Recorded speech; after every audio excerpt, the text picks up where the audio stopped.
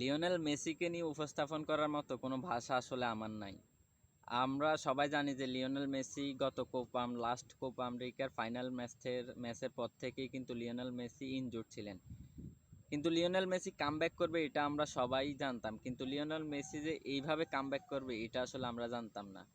Lionel Messi inter Miami জার্সিতে গত 3 থেকে 4 ম্যাচ ইনজুরি থেকে ফেরার পর খেলছে।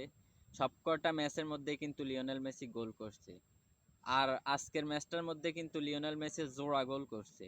আর আজকের ম্যাচটা কিন্তু লিওনেল মেসির জন্য খুবই গুরুত্বপূর্ণ একটা ম্যাচ ছিল। এই ম্যাচটা জিততে পারলেই আসলে লিওনেল মেসি আরও একটা ট্রফি জিততে পারত। তো এই ম্যাচটা কিন্তু ইন্টার মায়ামি জিতছে এবং লিওনেল মেসি তার ক্যারিয়ারের 46তম শিরোপা কিন্তু আজকে জিততে পারছে।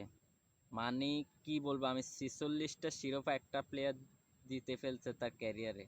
লিওনেল মেসির আসলে আর কি চাই? লিওনেল মেসি কিন্তু এখন কোনো ট্রফি চায় না, কিন্তু ট্রফি নিচ থেকে লিওনেল মেসির কাছে ধরা দিতেছে। আর ইন্টার মায়ামি ক্লাবটা কিন্তু MLS লিগের মধ্যে সবচাইতে নিম্ন সারির একটা দল, কিন্তু লিওনেল মেসি আসার পর থেকে কিন্তু এখন এই ক্লাবটা সবার উপরের সারির দল এবং কি 1 নাম্বার স্থানটা কিন্তু তারা ধরে রাখছে।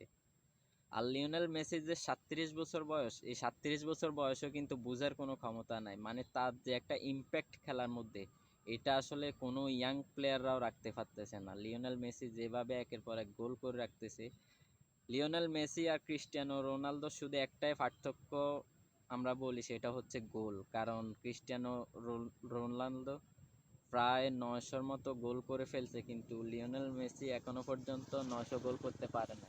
শুধু এই একটা জায়গা ছাড়া আর কোনো জায়গায় লিওনেল মেসিকে আটকানোর মতো কেউ নাই। আর লিওনেল মেসির এই রেকর্ডগুলো ধরার মতো কেউ নাই। অদূর ভবিষ্যতেও কোনো প্লেয়ার আসবে কিনা সেটারও কোনো গ্যারান্টি নেই।